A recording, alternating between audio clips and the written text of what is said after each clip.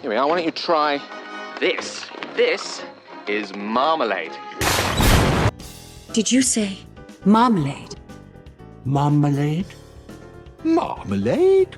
Marmalade. I stowed away in a lifeboat. Cool. And ate marmalade. Did you know bears like marmalade? But he likes his marmalade. It's a marmalade sandwich. Ooh, sandwiches. Paddington, come in. Your sandwich is always put me in a good mood. I'd like a sandwich. There's one in my hat. This is all I've got left, and it's really just for emergency. My uncle always kept a marmalade sandwich in his hat, in case of emergency.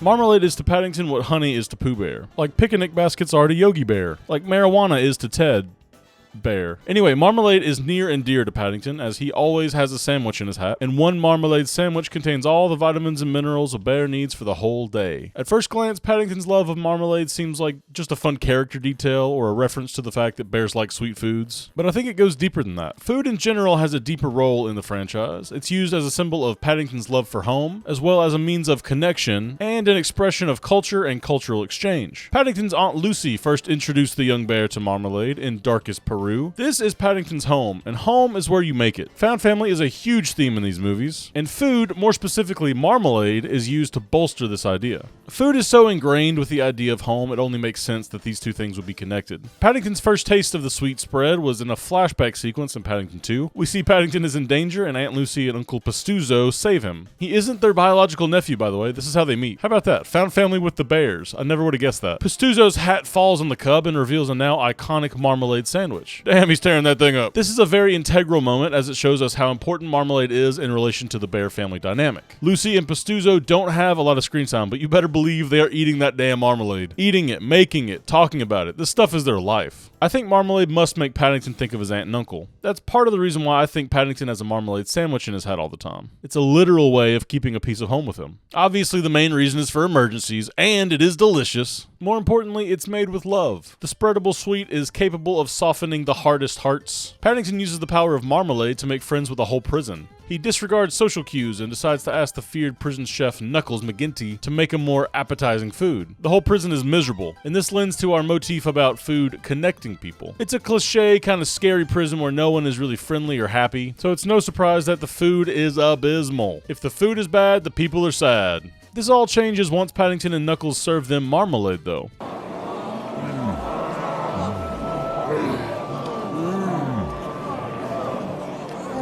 The prisoners all become like their own little found family. They all bond over the food, and it turns the prison into a kind of bakery. All these scary prisoners have connected over their love of food. The warmth and kindness of Paddington's home helps connect these seemingly irredeemable men. Now, not everyone is so quick to reform, as a few of these prisoners decide to take advantage of the newfound coziness and escape. Knuckles leading the charge. Later in the movie, we see they are getting away with their escape, but Paddington is in trouble. Knuckles reconsiders his whole life. His catchphrase up to this point has been, "I don't do nothing for no one for nothing." That's a lot of double negatives. I don't do nothing for no one for nothing. Bro could just say, "I don't like to do things." Then he risks capture to save Paddington. This sweet friendship and character arc all started with marmalade. Look at Knuckles now. He's a proud, reformed baker. When we started with the character, you really get the sense that no one has ever shown him any amount of kindness. My father always said an amount for nothing, and he was right.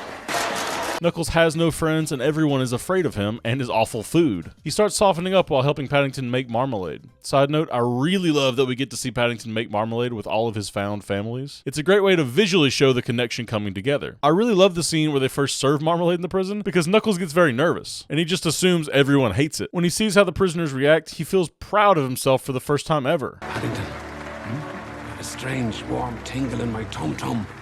I think that's called pride, Knuckles. Plus, look at the prisoners. This is the first bit of kindness they have seen since being locked up. Now, they're all friends. This movie makes me cry.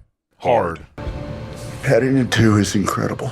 The last bit of metaphor I'm squeezing out of the Marmalade is the cultural exchange aspect. So this is how it goes. A British explorer named Montgomery Clyde finds Lucy and Pastuzo and gives them marmalade. Lucy improves upon the recipe with fresh oranges, and Paddington brings that recipe back to England. It's like a snake eating its own tail. Paddington is a very British movie series and character in general. The second movie is basically a tourism ad for London, but Paddington himself is a proud Peruvian, with British influence, I guess. Side note, did you know Paddington is based on the spectacled bear or the Andean bear? Very cute. But this makes me feel like they grizzly washed him. They did the same thing to my boy Baloo. Anyway, food is a statement of who we are, where we come from, and how we stay connected to our heritage. The idea of food and its connection to home and making friends flows beautifully into the idea that marmalade is Paddington's culture. Though marmalade is often associated with British culture, the oranges used to make it don't originate there, and Peru has a strong history with citrus fruits after they were introduced during the Spanish colonization period. So Paddington's Peruvian roots influence his take on marmalade, making it something uniquely his and his bear family's. Speaking of blending two cultures, look at the way he makes tea in the second movie. Right in his mouth, no need to dirty a mug. This is a fun little reference to the scene in the first movie, where Paddington drinks tea how a bear is expected to drink tea, even though we know Aunt Lucy likes tea out of a cup, and she teaches manners. I don't know what Paddington's deal is. What would Aunt Lucy say? Always use cake fork. Well then. He just chooses to ignore manners on tea specifically for some reason. He even does this in front of the Queen. Remember all that?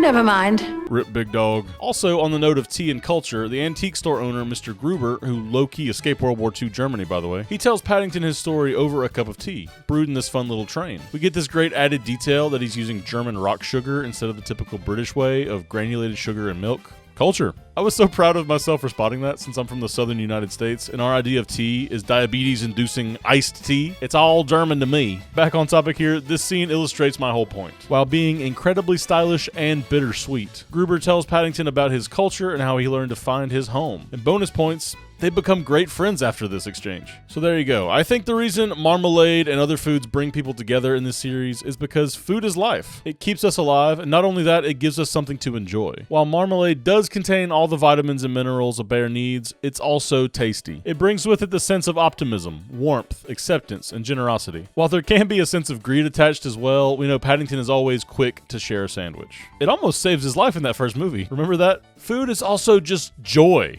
If it doesn't remind us of home, connect us with a new friend, or teach us about culture, it can usually get a laugh out of us. Yeah, food is used in a very comedic way in this series. Like Barry running with his tea after Hugh Grant, or Hugh Grant eating dog food, or Hugh Grant's buns being really nice. Really nice buns. Thank you, darling. Food gets a lot of mileage in this series. I haven't had the pleasure of watching Paddington 3 yet, but when I do, I'll keep a very close eye on the food, especially the marmalade. If you watch this at mealtime, please let me know what you're eating in the comments. I bet like 1% of you are eating marmalade. That would be so ironic. Alright, see you in the next one, and remember, if we're kind and polite, the world will be right. Thank you.